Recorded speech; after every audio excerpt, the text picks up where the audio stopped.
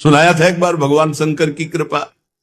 माता पार्वती जी से कहा चलो मैं आपको अपने भक्त के दर्शन कराता हूं। बोले चलो प्रभु। तो बोले पहले अभक्त के दर्शन कर लो, तब भक्त के दर्शन आप सुख पाओगी। तो गए तो सुपारी कतर रहे थे बैठे, इसमें बढ़िया गद्दा लगा हुआ था, गिरदा लगा हुआ, 50 गाय 50 भैंसे दूध दुही जा रही थी।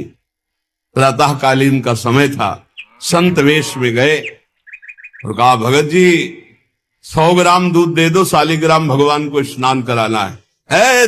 चल दिया सुबह से, और क्या क्या बोलना सो। महादेव जी ने कहा हे भगवान, जितनी संपत्ति और वैभव इससे दुगना इसकी कर दो। माता जी ने कहा अवघड़ इसीलिए कहा जाता है इनको, बड़े अवघड़ नाथ है। 100 ग्राम दूध ले दिया, गाली दिया, ऊपर से कह रहे संपत्ति कह दो दुगनी। बोली नहीं पर अंदर अंदर बहुत विचित्र औढ़र दानी है इनका। आशुतोष बोले चलो भगत के दर्शन। बोले अभक्त तो ऐसा था कि अगर आप साथ ना होते तो इसको भस्म ही कर देती हम, क्योंकि अंबा तो शक्ति है। आपका अपमान। अभक्त ऐसे ही होते हैं, मैं नाराज नहीं होना।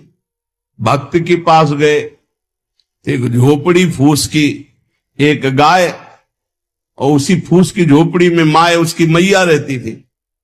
गए, जो देखा संत तो साष्टांग दंडवत किया, आओ बैठो बैठाला। 100-200 ग्राम गाय का दूध होगा, वो बढ़िया पान करने को ले दिया। प्रभु थोड़ी देर भगवत चर्चा हुई। भगवान शिव ने कहा अच्छा भाई चलते हैं, हम तो विचरण करते रहते हैं। बोले संत भगवान कभी पुनः कृपा करके आना। हम कुटिया के बाहर निकले और कहा हे करुणा निधान भगवान, इसकी गैया और मैया दोनों हटा दो, मार दो। अंबा जी ने कहा आप बर्दाश्त नहीं होगा। 100 ग्राम दूध नहीं दिया तो उसको दुगना संपत्ति दे दी, और एक गाय पूरा दूध आपको पिला दिया, और मैया बातचीत करने के लिए थी उसको भी आपने मार दिया। कहा कि वो ये क्या है? बोले अभी तुम नहीं समझ। जब इतनी संपत्ति में साधु अपमान करके ऐसी गालियां देता, जब डबल संपत्ति होगी तो ऐसा अपराध करेगा घोर नरक जाएगा, समझो। और इसका कुछ मन मैया में जाता है, कुछ गैया में जाता है। दोनों भगवान के पास गए, वे अखंड हमारा चिंतन करेगा या हमें लीन हो जाएगा।